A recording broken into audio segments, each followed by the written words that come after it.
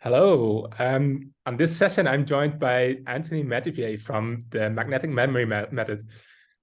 He's going to share with us a really valuable method for getting more out of spaced repetition, out of mind mapping. Whatever tool you use, obviously, we'd like you to use Traverse, and I think Anthony's method works very well with that. But yeah, let's hear from Anthony himself first. Welcome, Anthony. Oh, thanks for having me, Dom. Really appreciate it.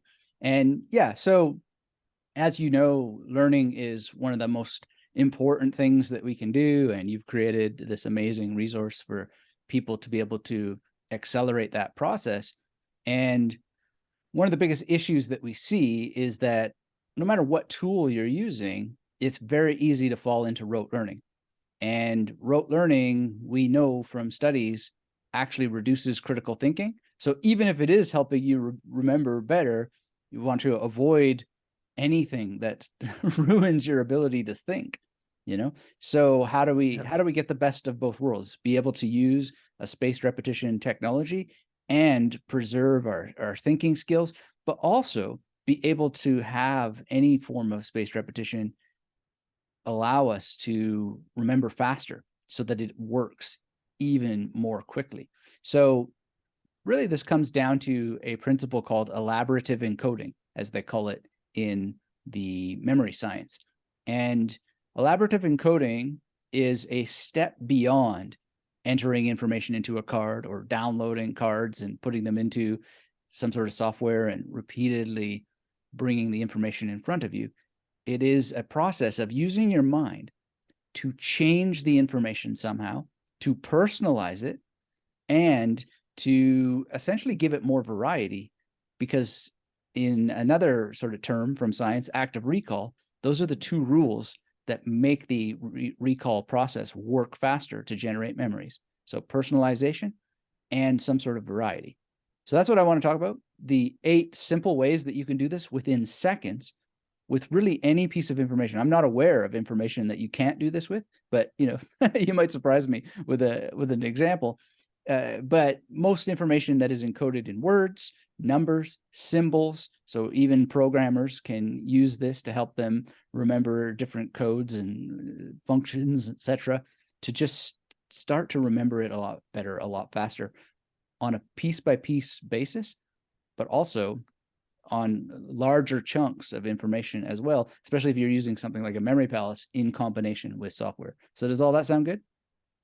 Yeah, that sounds great. I mean, I've tried some of this myself for learning Chinese characters specifically, but I'm really curious to hear how it can be applied to all sorts of other information as well. Yeah. So we can think of some examples as we go, but the main principle is to have a set and reliable, simple way to make sure that you are doing elaborative encoding each and every time without having to spend a lot of time thinking about it. So what I did is I took some of the well-known elaborative strategies and I baked them into a process that I call CAVEKOGs, which is KAVEKOGS. And I believe that's 8 Right. together. KAVEKOGS. Does that make 8? Yeah, I think it does. So yeah, it's memorable as well. So right. that's Yeah. great. And how I remembered that for myself, because, you know, as much as I would like to just operate without memory techniques, I made a memory technique to help me remember that itself. And I elaborated it using CAVEKOGs. So I imagined a giant kangaroo punching a cave that was filled with cogs, and those cogs started spilling out. Rolling out. Yeah. And, you know, to use CAVEKOGs to do that, K is kinesthetic. So I felt having the punching gloves on my hands. A is auditory. So I heard this bam, bam, bam. And I also heard the cogs going brrr. And I didn't really hear anything, just imagining that sound. Then V is the visual. So literally thinking on the plains of Australia, a giant cave that's, you know, built into the side of this imaginary volcano. And so now I'm seeing what that looks like. And then E is an emotion. So how is this kangaroo feeling? And it's actually like Joey the kangaroo from the Warner Brothers cartoons, which is an important point. Whenever you can make it as specific as possible, then you reduce the cognitive load. You're not spending a bunch of energy on an imaginary theoretical kangaroo. It's a kangaroo that is in your mind already. You're using free resources. So the emotion, he's angry, bam, bam, bam. Then the cogs part gets a little bit more challenging sometimes, but once you get used to doing it, then I think you'll just soar with this. So C is for conceptual. And this idea is very, very powerful, but it's counterintuitive.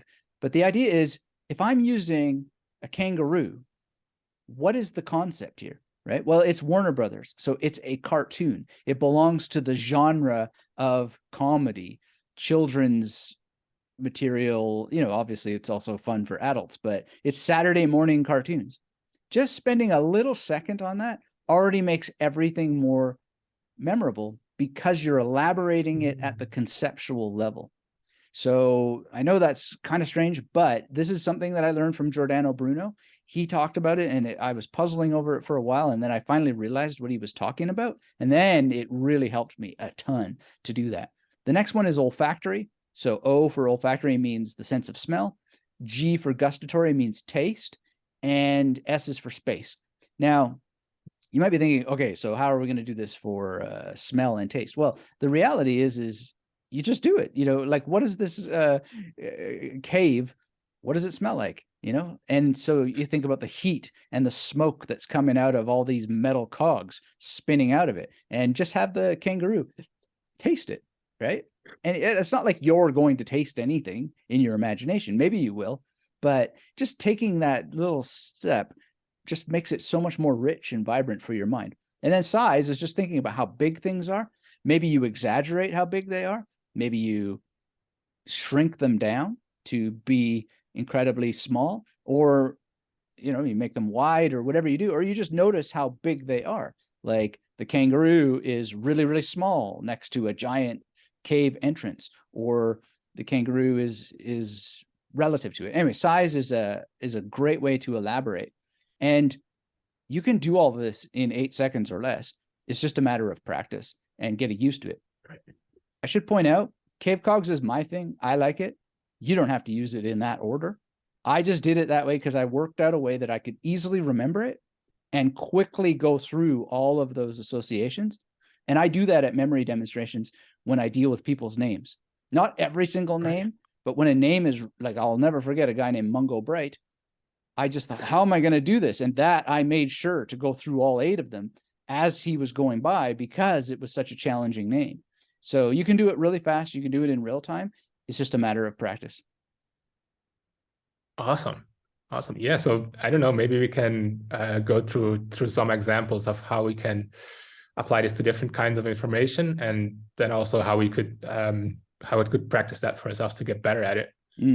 Yeah. Well, the first thing is just to have information, right?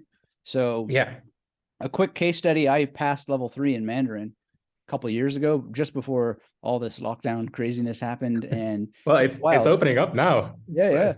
But all I did was, just have cards and draw a little picture, and Mandarin. So the thing is there's no answer on the back. This is very, very important. And this might be unusual for people using your software, because wait a second, you're supposed to have the answer on the back. But I would challenge you to do that only some of the time. Reduce the amount of answers you have as much as you can, and give yourself puzzles to solve. So this is a word, and my pronunciation of Mandarin, I've never really cracked the code on pronunciation and memory, but it's Juria, which is like the word for career, right? So there's a jar. This is Indiana Jones with a briefcase for career, and he's whipping it. Yeah, like this, right? So Juria is the word for career. Now, to elaborate this, to give the example of kinesthetic, it's very easy to imagine yourself as Indiana Jones cracking a whip, right? And then to hear the whip crack, whoosh, and imagine what that sounds like on a briefcase, coming out of a jar, and that mason jar, that sort of unscrewing of a jar lid, etc. All that's very easy. The emotion, well, Indiana Jones has lots of emotions to work with. Oh, I have to go to work again today. I'd rather be off on an adventure, that sort of thing. The smell of the leather, the concept, right? Well, it's an adventure story. Indiana Jones has to do with history and archaeology and all that, just touching on that briefly. And then the size of it all, well, the size is indicated right here. It's quite normal size, but that jar is just giant, right? So relative to each other, it's just very quick to elaborate that.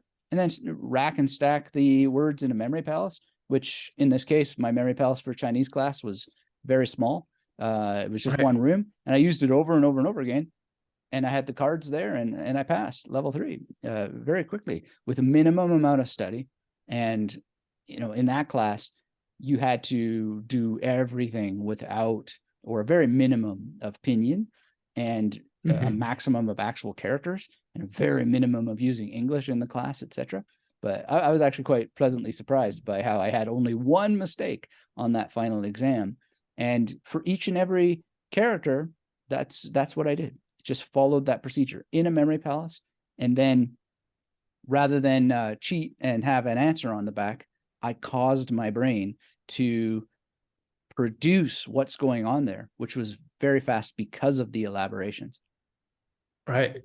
Yeah. So I see you actually draw on the cards. So that's something we encourage in the software as well, to people to actually draw things. Right. So do you think that helps, or does it actually detract from making up that imagination in your head, or does it reinforce it? I think you got to take it on a case-by-case basis.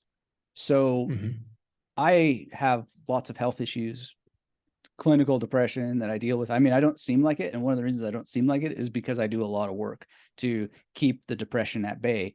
But sometimes I'll have bad periods, and you don't necessarily see me on social media during these bad periods, but life rolls on, got to achieve certain goals. So when I'm really down, it helps me a lot to just keep moving, not thinking so much, just drawing. And so I find that really, really useful, but I don't always do it. It's also very good to just be able to imagine these things without a reference. And so I would just, like, again, active recall has 2 rules, personalization and variety. And you can extend that variety even to any learning modality that you're using. So yeah, it's a benefit to do both. But I always go to drawing. If I have a goal and I need to keep taking action, if I don't feel that I can think that day, and it just is an enormous, overwhelming pressure, I'll just simply draw. And then things like CAVEKOGs and just using memory techniques help, because there's another part of memory techniques, which is the alphabetical association. So something like anything, right? Jurier or whatever it is. Aoye was another one that I remember learning, something like Jinchang, Aoye, Dui Shenti, Buhao, like this kind of stuff. Each and every word there has consonants. And I didn't feel like it that day, but I just look at these things. So it's Jinchang, and then, you know, Jinx from G.I. Joe is instantly helpful for that. Cheech and Chong, you know, that sort of stuff. Aoye, what are you going to do with that? Well, I already know that it's like Audalia for Australia. So, you know, start to mix and match things you already know. It compounds. It has compound value. But on that particular day, I didn't feel like doing it mentally. So, you know, I just do a drawing to help aid the process, make it easier. Right. Yeah. So you basically say, like, yeah, mix and match, combine things. So like what we are kind of big on the app in the app is as well, like making concept maps, making those visually. So how can those techniques like CAVEKOGs help us not only like memorize something, but also make connections between how information relates and basically build a higher level understanding? Right. Well, is there a kind of example, rather than talking about, you know, mapping conceptually, what would somebody concept map? Yeah, so there's a lot of people learning, for example, for medical fields. So they would map out like processes within the human body, like, I don't know, like the Krebs cycle. And I'm not very familiar with all of these, but that's what I see them. That's what I see people do. Yeah. And yeah, they both need to memorize a lot of information, but then the information is also highly interconnected, and they need to understand that as well as at a conceptual level. Right. Yeah. Okay. Now I understand. So I have lots of students, especially people in emergency medicine and things like nephrology and so forth, which is just super fascinating. And they do send me a lot of these concept maps, and they say, like, how do I memorize this? And my number one suggestion to them is, you know, reproduce what you see with your hand or draw it yourself. But then if you're going to do a map, try to think about how you can divide it into a clock-like structure. Maybe make it with a clock-like structure in mind. Instead of having everything on it, can you reduce it so it's manageable? Then at 12 o'clock, if you have a number system, well, 12 o'clock will have an image. For me, 12 is Tintin from the comics.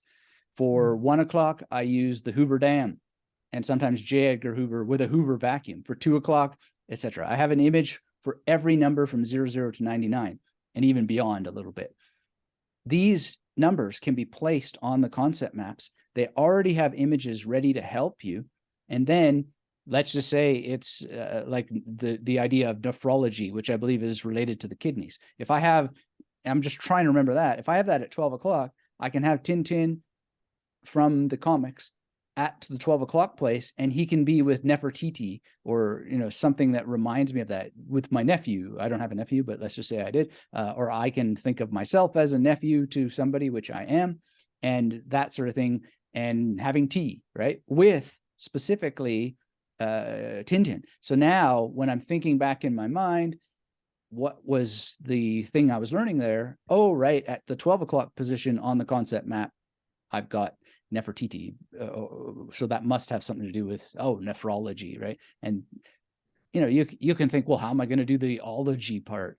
In some sense, you know, you just add more stuff, right? Like you could have a philosopher doing logic, scratching his beard or whatever, stuff like that, pondering the logos. It's always just a matter of layering on some sort of elaboration, but not resting at the visual, adding multiple dimensions. So Tintin with the philosopher doing logic on Nefertiti's tomb or whatever is going on in your image, make sure you're feeling that T, you know, or the logic or whatever for nephrology. You maybe there's getting a massage on the kidney area, something like this, assuming nephrology has to do with kidneys, and my memory is solid on that, you know. And that's the thing too, right? Always fact check what you're memorizing. So before you go through all this elaboration, make sure that what you're memorizing is the case. I remember making a video on YouTube, one of my most successful videos, unfortunately, because somebody asked me, hey, how do I memorize this formula? And there's dozens of comments where people are like, that formula doesn't make any sense. And it's like, my bad in some sense for not fact checking the person who asked the question, but also my virtue, because I'm just like, hey, I'm gonna help this person. I have no idea what the equation means, nor am I ever gonna have it. But you, because memory is so strong, make sure that what you're memorizing is actually the answer, the real thing, because it will stick with you for the long term. And it's kind of hard to undo some of these strong memories that you create. But anyway, that's how you can conceptually map it out. Have a number system in addition to the visual map, and then add these 8 principles that we talked about. Right. Yeah. So I guess like some of that sounds like it requires some upfront work, like having the clock with like 12 different locations and imagine those. So what is like the upfront work required to do some of those methods, and like what is like the absolute minimum to start with? I prefer to call it upfront play. I mean, I like that.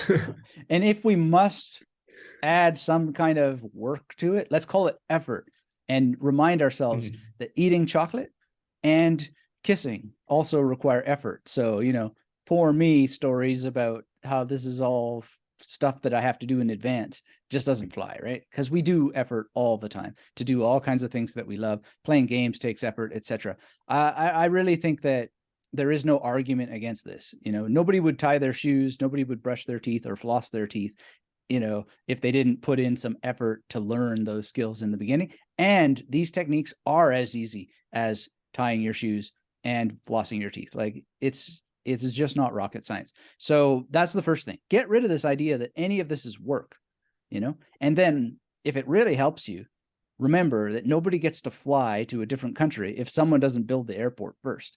You know, you can't land without a runway, you know, and people build airplanes and all that stuff. So get rid of the idea of work. I mean, it's just unnecessary mental blah, blah, blah, blah, blah. Now, the upfront things that you want to develop, if you really want to go for memory mastery, like our ancestors had, you're looking at having a memory palace system. You're looking at having something like CAVEKOGs as an elaboration scheme that you just follow. You don't have to think about it. This is just the way that you do it. You work it out for yourself, or you can use CAVEKOGs, what have you. You have something like that. Now, ideally, you have a number system, and ideally, you're using all of these in conjunction with some sort of specific recall pattern that harnesses the power of primacy effect, recency effect, serial positioning effect. I have a thing that I teach in the Magnetic Memory Method Masterclass that refines this to the nth degree. It's heavily influenced by what Ebbinghaus was talking about. A lot of the people who have read Ebbinghaus, I think they misinterpret some of the stuff that he did, because he was talking about the active recall principles that we were talking about. He was talking about training yourself, not rote repetition, constantly exposing yourself to these pieces of information, but literally interacting with them so that you're able to produce memories as quickly as possible. So we need that. And then if you really want to go for gold, what you want to do is establish characters of association that you use in advance to train your mind to come up with specifics as quickly as possible. So what that means is creating lists, essentially. And you could do this just with the alphabet. So if you go to the letter A, you're thinking of like Adam West or Adam Sandler. If you're going to the letter B, you're thinking about Batman. You're thinking about Christian Bale. Maybe Christian Bale is your letter C, and Cookie Monster is also a letter C. Dracula is a D. Dwayne Johnson, The Rock, is a D, etc. I can go through the whole alphabet down to Zorro, right? Or Zoltan, who was a boss of mine. You know, like there's all kinds of people you can come up with. Billy Zane, he was in the Titanic of the James Cameron movie, you know, going down with the ship, all that sort of stuff. These are all very, very powerful to have in your mind. And I know a lot of people say, well, I don't watch that much pop culture. Doesn't have to be celebrities, doesn't have to be comic book characters. It can be your friends, it can be your teachers, it can be your relatives, parents, cousins, uncles. I use all of those things. The cool thing is as you read, you're going to constantly add to your lists if you pay conscious attention to how all information is alphabetical and all information is located in space, including numbers. So that number system that I mentioned before, notice that the number 1 is spelled O-N-E. It's already alphabetical, right? So those are the systems that you want. Yes, it takes maybe a weekend to sort all this stuff out. Some people, they take longer. They take a couple of weeks. Some people take a couple of months. I've had people come back to me a year later or more and say, finally, I sat down and did what you said, and it popped, and I get it now. And wow, this has totally revolutionized my life. So I like to say to people, take a spoon or a bucket. The ocean doesn't care. The memory techniques don't care. The brain doesn't care. The world doesn't care. The ocean of information doesn't care. You care. Your ego will talk you out of doing the most obvious things more times than you would like to admit. It talks me out of doing the most obvious things more times than I would like to admit. But literally, this is one of the most important little mantras that I've ever learned. Take a spoon or a bucket. The ocean doesn't care. So get a pencil, get a calendar, schedule the time to do this. You can have it done in a weekend. You can have it done in a couple of weeks. You can have it done in months. You can have it done in years. It's totally up to you. No one cares except for you and your goals. So it's very fast. It's very, very easy. And all you have to do is complete some exercises to develop those systems. Right.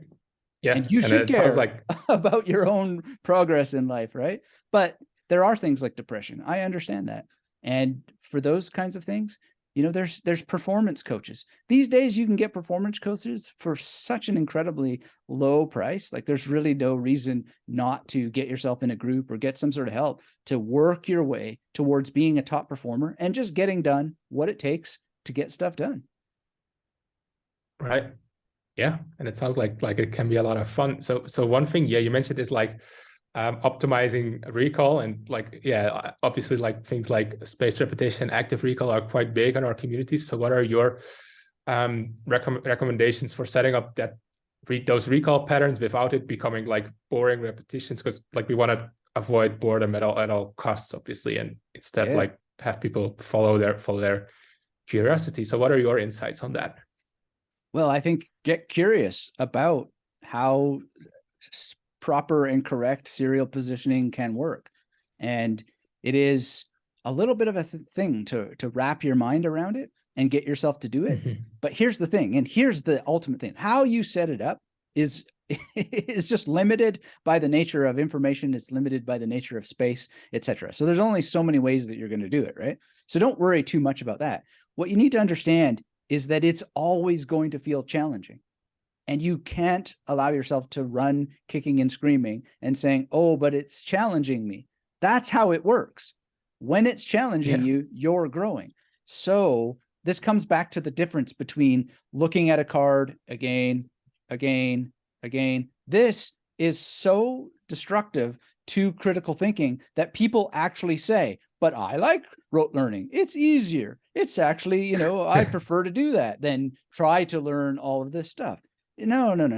That's already the evidence that it has destroyed your critical thinking skills. You know, why would you go to something that is so truly destructive and boring as opposed to just learning the systems? So just commit to being a scientist of memory in the laboratory of your own mind and get some training in it. It's not that difficult. Forward, backward, middle of the memory palace to the beginning, middle of the memory palace to the end, skip the stations in the memory palace, and do things like I suggested. Not have the answer on every single card. Try to have the answer on as few cards or no cards as possible, and cause yourself to produce the answer by solving a puzzle. These are the things that will maximize any kind of spaced repetition that you're doing, whether it's internal with a pure memory palace approach, or it's some sort of mixture of, you know, like I will do this kind of thing where I will have the cards and I'll have them wrapped up in a thing. And you'll see sometimes I have an answer on the back of some of the cards just to have that variety. And then I'll just have like the number of cards linked to the station. I'll go, what was on that station? You know, and I'll try to do it without the cards, but if I can't find it, I can just dip in and go, okay, so there's that one that has an answer. You know, I've got the image there, and then go to the next one. And I'm thinking, what memory palace is this? Go to the next one. There, the puzzle is a little bit different to solve, right? And there is no answer on the back, but there's more of a verbal linguistic clue there, right? And then go to the next one and I go, oh, this one's even more challenging because there's neither words nor a clue on the back, right? And you know, you've got a sort of wonderful thing to do, and then just follow these repetition patterns. So forward through the memory palace, backward from the middle to the beginning, from the middle to the end, and skip the stations. If there's other ways to do that, I don't know. Like I said, it's sort of like limited by the nature of space and the nature of information. But that feeling of challenge, don't run away from that. That's always going to be there. You need it in order to form memories and in order to develop knowledge and so forth. That's the sign that the technique is still viable. If you get so good, I mean, even memory champions will tell you this. I mean, they win the competitions not because they got the most amount of information correct. It's because they made the fewest mistakes. Almost always, that's the way that they win. And it's always a challenge. It's a challenge because of the conditions of the day. It's a challenge because of the conditions that the other competitors are in. And it's a challenge because the information is unknown to them, which is the way information is. It's always unknown to us before we're learning.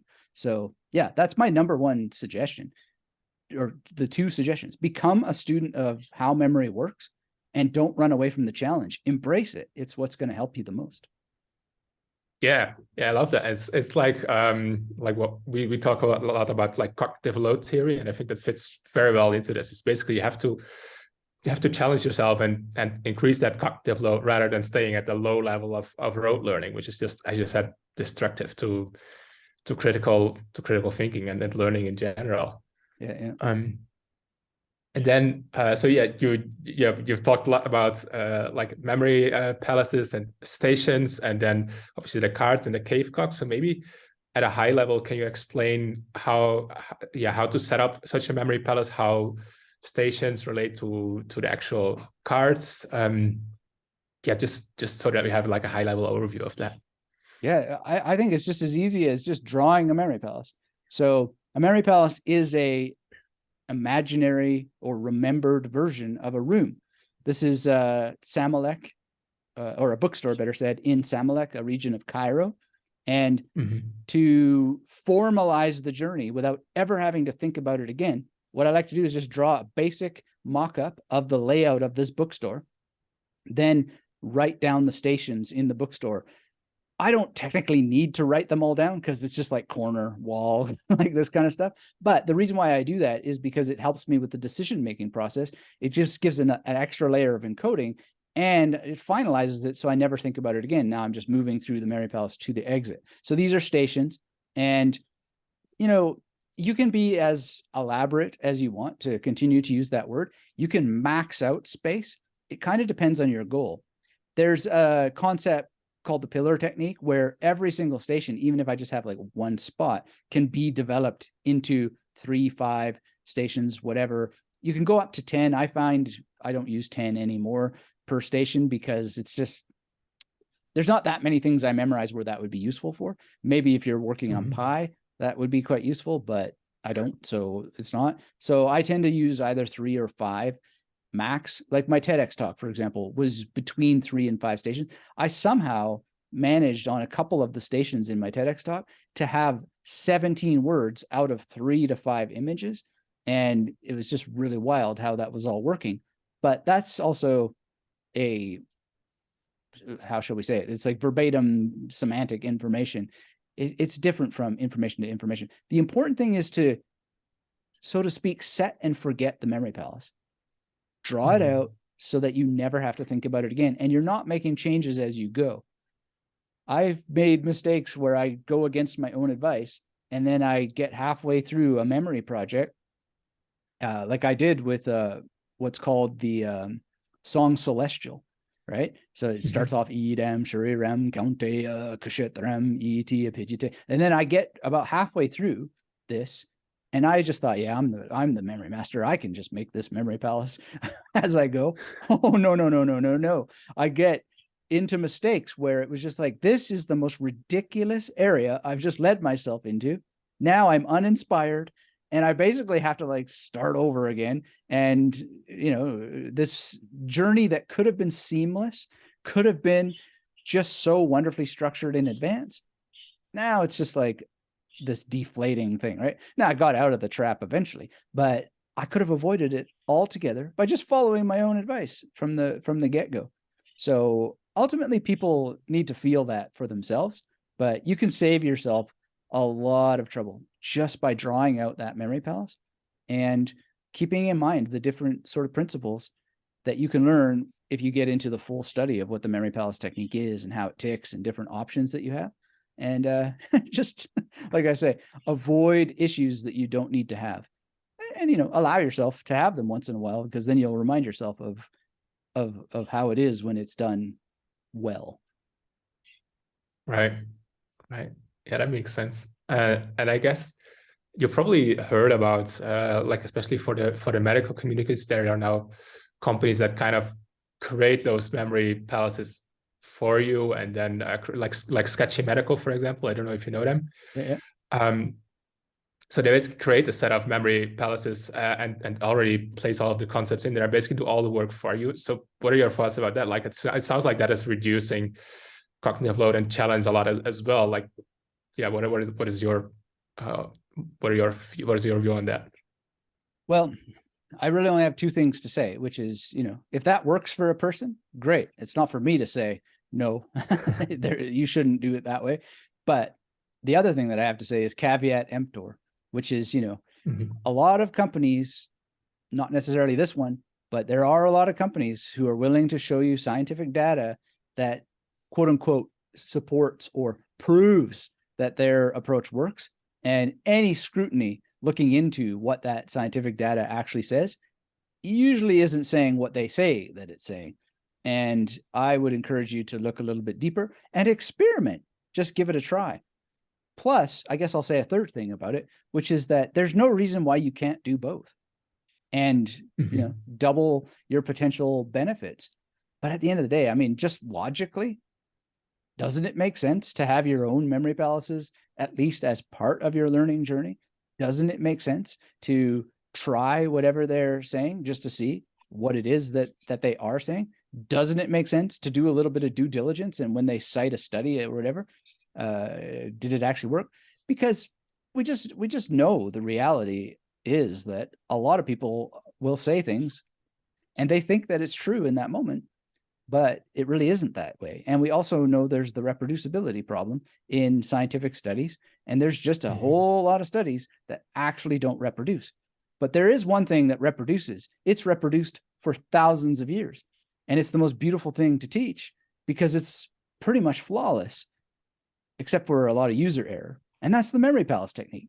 It has reproduced again and again and again and again and again and again for thousands upon thousands of years, and it will reproduce for anybody who gives it a serious try. And I'm not opposed to throwing in all kinds of other things, but genshi genbutsu, as the Japanese say, real place, real thing. Go and try, find out and see what happens. And you can always come back to the traditional memory palace technique, which will always be a good thing.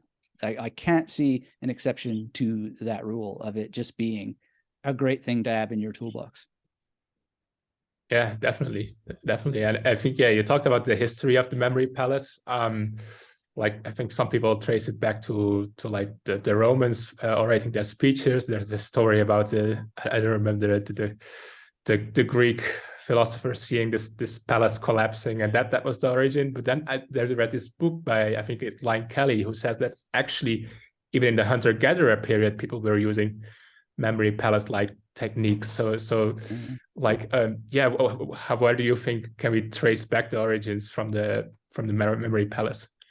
Well, in some sense, physicists call matter information, and that information is located in space, right? So the medieval and the Renaissance people, they thought that the world was a book that you read and you just have knowledge everywhere. So I think it's just a human thing to have information in space and to be the perceiver of the knowledge in space.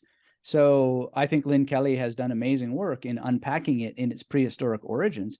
And the idea that, it's a Greek thing, or it's a Roman thing, or it's an Aboriginal thing, or it's a this or that thing, it's a human thing, insofar as we humans have perceived the universe. And as far as I know, physics requires some sort of, spatial element in its equations, and they think of matter as information. So it's everything is spatial. And Thales, speaking of like Simonides is the guy that you're talking about who had the exactly. banquet crash and all that sort of stuff. There's something about that I'll come back to in a second, but let me finish here with Thales. Thales, he was considered the first philosopher and the first scientist. He gets both of those designations. And he said something which in ancient Greek is megaston topos hapantagar kori, something I memorized using these techniques. And what that means is space is ultimate because it contains all things. And I think that that's just one of the most important things that we can realize. All information is spatial, no matter what, right? Everything we're talking about, like the idea that your name is Dom, right? It has appeared spatially to me. It's appeared spatially in emails. If I hover my mouse right now, then it will show up there. It shows up here fully Dominic, right? That's located in space, but it's also in the space of my brain. The chemical bath of my brain has somehow encoded it spatially. So it's a human thing, and it doesn't really matter where that it comes from. But the story of Simonides is interesting for a couple of reasons. And it is why we tend to still associate it with the Greeks and then later the Romans with the idea of the orators giving speeches. And that's because they're stories. Those are stories. But the Simonides story of the banquet hall is especially interesting because it's so memorable. Why? Because it has CAVEKOGs in it.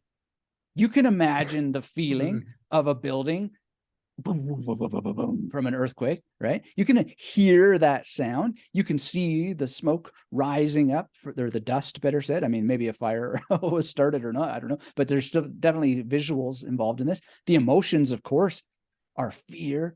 And also there's another emotion because Simonides is said to have helped the authorities find the corpses and name them. So the loved Right. ones were able to properly bury the people after the earthquake. Now that's the emotion of having, you know, some sort of closure, right?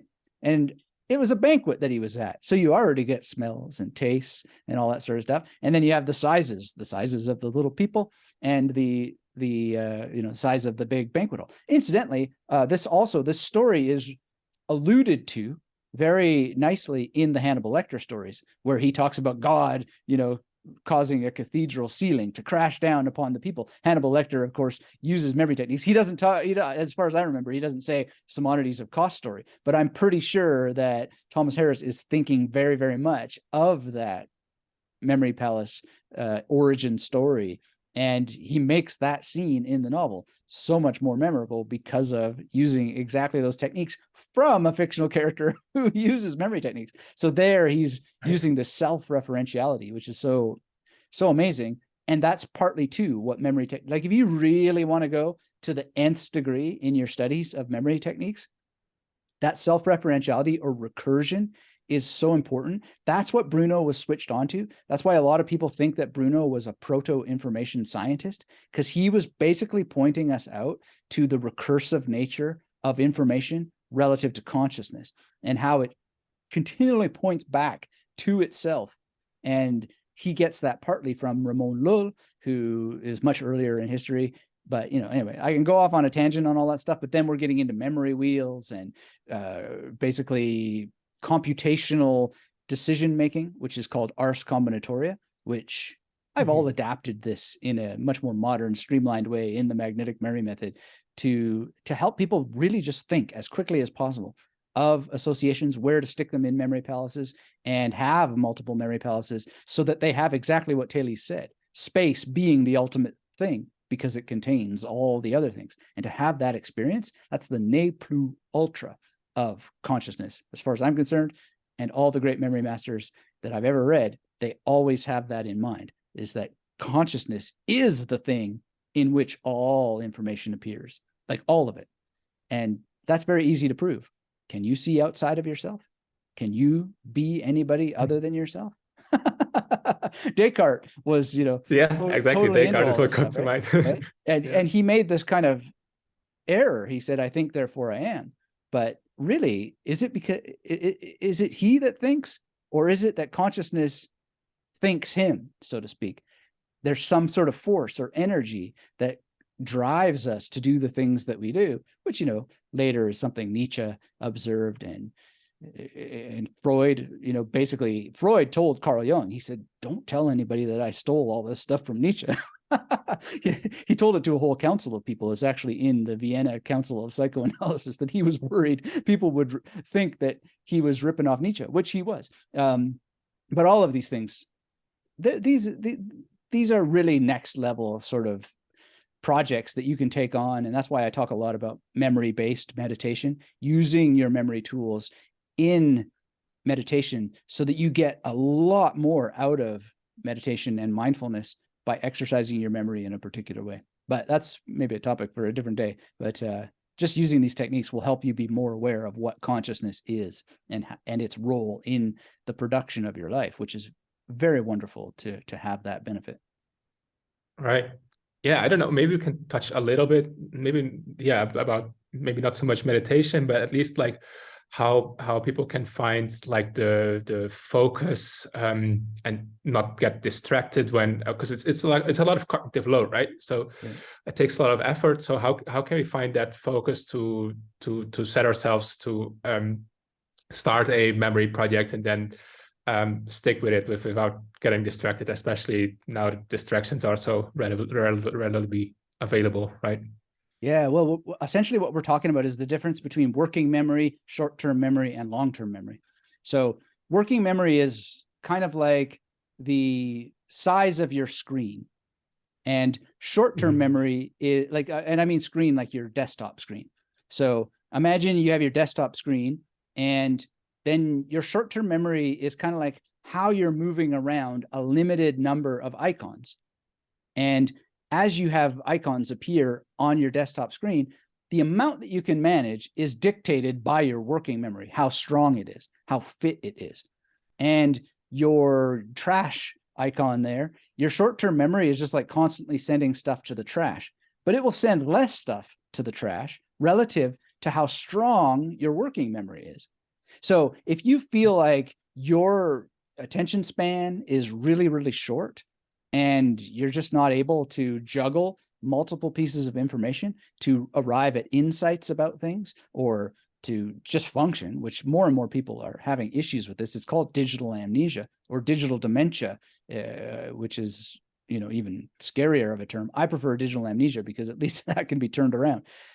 So you want to work on improving the relationship between all these things because you want long-term memory. And so to continue this computer metaphor, if you imagine your mind as the size of the screen, and then your short-term memory is constantly chucking things into the trash bin. If you have folders that are properly assigned and you're able to interact with them and get the information on your desktop into those folders in time, then you'll have more information in long-term memory. So it's about the size, the expansiveness of your consciousness. It's about how well you're able to stop your short-term memory from chucking things into the garbage and properly distributing them into folders. And how that you exercise that is going to come down to diet. It's going to come down to your physical fitness. Partly it comes down to your age and how that you deal with your age relative to diet and fitness. And then it's going to come down to just simple things like read a lot, ideally from physical books, play games that are offline, that exercise your memory. So a lot of people talk about dueling back and so forth. You can do dueling back with a deck of cards. You don't have to expose yourself to the software that's interrupting you because it's in a tab with 1,000 other tabs and so forth. So do dueling back on the floor with a deck of cards. You'll get way more working memory exercise out of it, way more short-term memory exercise out of it because you won't have that temptation and that distraction there. And then learn a language. That's a huge thing that will help improve your, you know, all of these levels of your memory, working memory, short-term memory, long-term memory, and it'll give you natural spaced repetition. And read in that language. Read in as many different languages as you can, and you will expand your focus. If there's anything beyond that, I'm not sure exactly what it is, but it is the thing that you said, don't talk about, which is meditation. And there's many ways to meditate. And I like personally to meditate in a way that involves my memory. So I memorize particular material and then I recite it in meditation. So long form Sanskrit is my favorite thing, but it can be songs or all kinds of things will give you that benefit. You can walk and do meditation and reflect on the nature of reality and so forth. But if you want that memory exercise, memorize something. And the reason why the Sanskrit that I memorize, it's not because it's in Sanskrit that I like it, but it's because I like that it's in another language. But I also like that those particular pieces are what I call, or actually someone gave me this term, radical metacognition. That's the term. He saw me on an interview and he said, man, you are doing, in a comment, he said, you are doing radical metacognition. And it's not me that's doing it. That's what the texts are. The texts are causing you to reflect on the nature of consciousness. And those reflections cause you to really wake up to what consciousness is and how that you are witnessing it. And then you're able to have distance from it and just have a much better life. Like, it's incredible how much life improves when you're not snared by your mind. So those are the things: reading a lot, language learning, making sure you're getting real exercise from games that don't interrupt you. There certainly are some online games that you can play that won't interrupt you with ads all the time, but I think you still are getting too much digital exposure. So again, a healthy mix. It's not one or the other, but making sure you're playing some offline games. There's cool, like so many cool games, Catan or whatever, that you can play with friends that are just boxes and you're there with people. That'll give you so much good exercise and focus and concentration. And then language learning and making sure that you're not only reading in your mother tongue, but reading in another language with books that are offline so that you're not being interrupted. Yeah, I love that. I think that's really helpful. So yeah, I think we've gone really deep on some stuff. We've talked about a lot of stuff. So if people just, yeah, they might feel a bit overwhelmed with all of this. If they want to just easily start? Like how can your program help with that? What do you advise? Well, just dive in and try to understand that overwhelm is real, but it's also somewhat of a choice. So if you can just learn to recognize, wait a second, I'm feeling overwhelmed. What is it that I'm feeling overwhelmed by? And is it words that people are saying? Is that rational to be overwhelmed by that? Is it videos on a screen and, oh, I have to go through all these videos? Is that rational to be overwhelmed by that? Like often our overwhelm is completely irrational. It's coming from we're not well rested enough. Maybe our blood sugar level is off. We need to get something to eat. And then we just also need to be practical. So how many pages are in this book? 500? Well, what's the panic? I mean, it's a book. It's got pages. You know, I can read 10 at a time or whatever. Just break it down. I've taken courses that have thousands of videos. Like literally, there's one course that I still am taking. I've been taking it for years, and it's just packed with so many videos. But I just don't get hung up in how many videos it has. That's numbers on a screen overwhelming me. Just break it down, get into the program, and the way that the person does it. I mean, I'll never finish the course because he has a new video every single month, right? There's no point in getting overwhelmed. So just look at things rationally. And when you feel that overwhelm, question it. What is it really that's overwhelming me? Is it possible? Is it really possible and reasonable and rational for me to be overwhelmed by 10 videos on a screen, 100 videos on a screen, 200 pages in a book? Like it just doesn't make sense. And the top performers in the world, they also get overwhelmed. I'll bet you that there isn't a single person in the world that I get overwhelmed. But then I have these tools and I just have little mantras like words on a page, numbers on a screen. Like whenever I see things that just look too big or too long, I just say stuff like that to myself and I laugh and then get down to it because there's too much to achieve in this world to be sitting there being overwhelmed when my heroes, they found a way through it. And probably the way they found it themselves through it was a similar strategy, which is, just to look at it in its face and say, oh, incidentally, that's what Stephen King did in It. If you ever read the novel It, not the movie, but as I remember the novel It, anyway, when I was a kid, sorry, spoiler alert, but the way that the kids destroyed the monster was that they had to bite its tongue at the same time the monster was biting their tongue, right? And that's ultimately how they destroyed them. It's like feel the fear and do it anyway. Let that monster in and just, they had to laugh, something like this, right?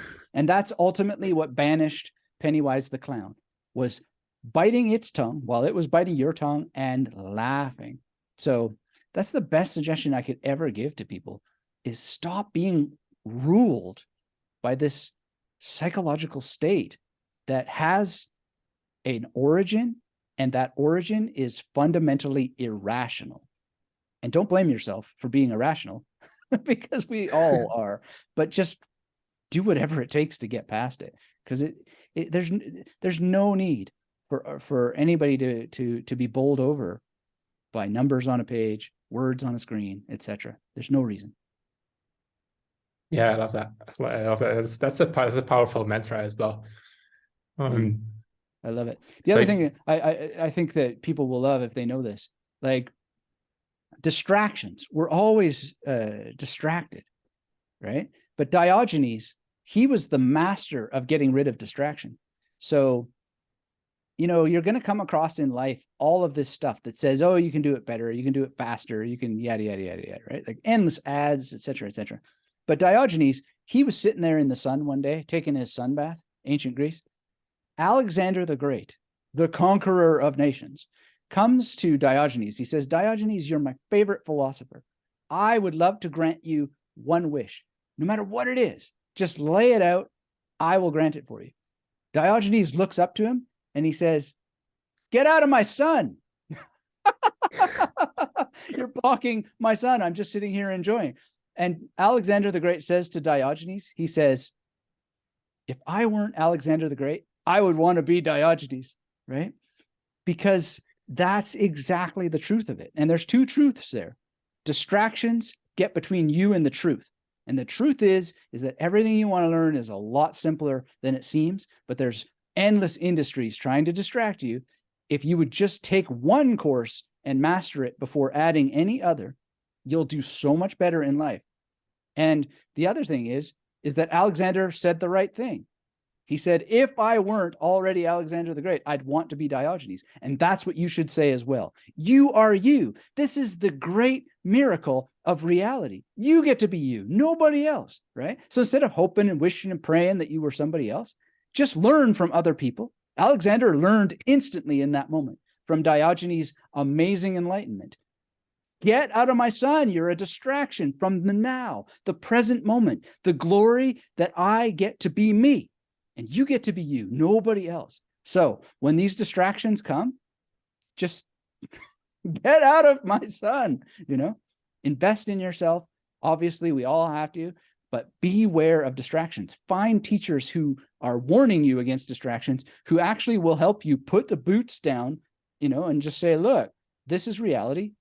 Get through it and don't get distracted, because you cannot succeed if you do not have thoroughness, if you don't have devotion and discipline to finishing what you start without distraction. And there is more time than you imagine available to you to go through other things.